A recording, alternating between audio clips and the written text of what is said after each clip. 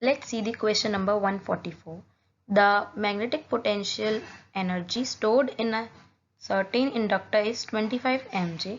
When the current in the inductor is 60 mA, this inductor is of inductance 0.138H, 138.88H, 13.89H or 1.389H.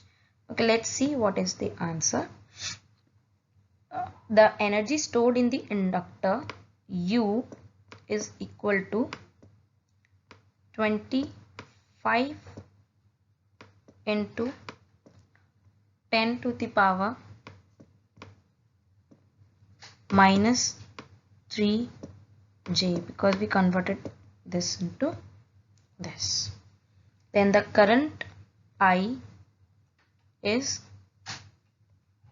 60 mA, which is given. So the energy stored in inductor is, that is U, is half of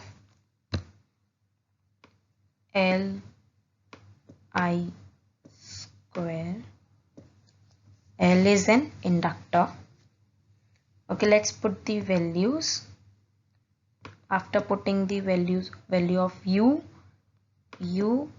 and I, we will get L is equals to 25 into 2 into 10 to the power 6 into 10 to the power